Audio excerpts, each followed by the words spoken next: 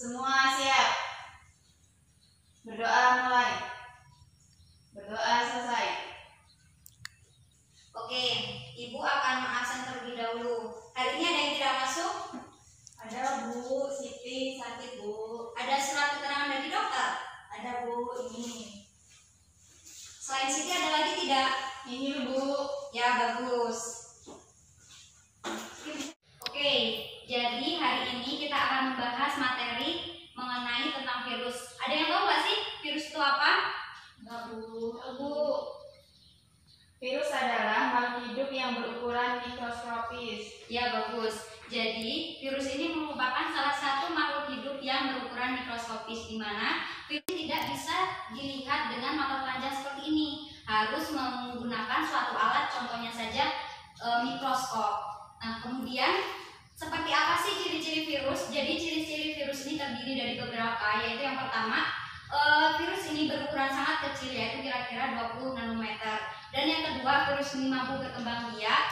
Yang ketiga, virus ini mampu mengkristal. Dan yang keempat, hidupnya virus ini dia bersifat parasit. Parasitnya parasit intraseluler obligat, di mana artinya virus ini mampu berkembang biak atau hidup di sel yang masih hidup.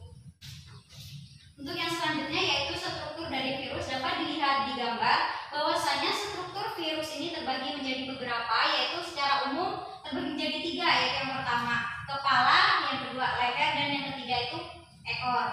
Pada bagian kepala ini terdapat 2 bagian, yaitu pada bagian dalam dan bagian luar. Pada bagian dalam terdapat asam nukleat, yaitu jadi asam nukleat pada virus ini hanya terdiri dari salah satu DNA atau RNA saja, tidak bisa dua-duanya.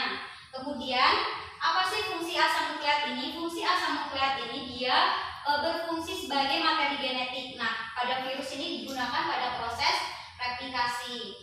Pada bagian luarnya itu terdapat kapsid, di mana kapsid ini berfungsi untuk pelindung bagian dalam, seperti asam nukleat. Nah, selanjutnya pada struktur virus itu terdapat leher. Nah, leher ini sebagai penghubung antara kepala dan ekor, berfungsi untuk penyaluran DNA virus.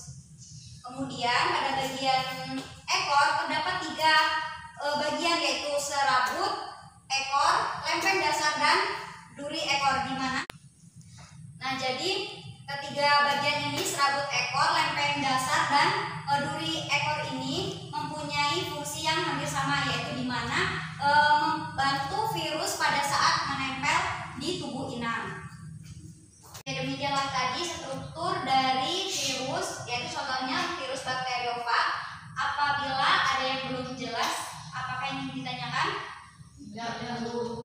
Baiklah, jika tidak ada yang ingin ditanyakan, Ibu lanjutkan pada materi cara reproduksi virus atau cara perkembangbiakan virus. Selanjutnya ini kita akan membahas tentang cara perkembangan biakan pada virus. Jadi, perkembangbiakan pada virus itu terdiri dari 2 siklus, yaitu siklus litik dan siklus lisogenik, di mana pada siklus litik ini dia pada saat proses siklusnya ini dia menghancurkan sel inang, sedangkan pada siklus lisogenik ini pada prosesnya tidak menghancurkan sel inang.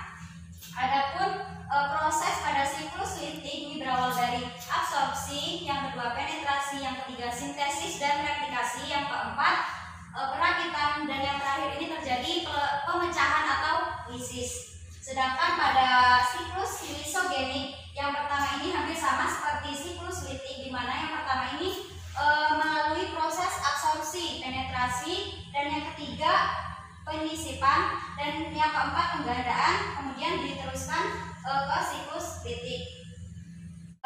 Siklus litik ini prosesnya itu berawal dari virus menempel pada sel inang, di mana melewati proses absorpsi, yaitu menempel pada sel inang, kemudian diteruskan ke penetrasi, di mana penetrasi ini virus mengeluarkan DNA-nya, kemudian dimasukkan ke sel inang, diteruskan menuju proses replikasi dan sintesis, di mana pada proses ini virus akan mulai terbentuk, tapi pembentukan ini belum sempurna. Dilanjutkan pada proses perakitan. Pada saat proses perakitan ini virus sudah mulai terbentuk strukturnya, di mana yang pertama sudah terdapat kepala, leher, dan ekor. Nah, proses akhirnya itu terjadilah pemecahan atau lisis, yang nantinya virus ini akan keluar dan menjadi virus atau individu baru. Pada proses siklus lisogenik ini hampir sama seperti siklus litik, di mana pada awal mulanya ini virus akan menempel pada sel inang, kemudian terjadi absorpsi yaitu penempelan, dilanjutkan ke proses penetrasi, di mana penetrasi ini terjadi pemasukan DNA ke sel inang. Nah, perbedaannya pada siklus litik dan lisogenik dilihat pada proses ketiga, yaitu penyisipan. Proses penyisipan ini merupakan DNA bakteri dan DNA virus ini akan bergabung menjadi profag yang nantinya akan dilanjutkan ke siklus litik. Jadi demikianlah tadi cara perkembangbiakan pada virus.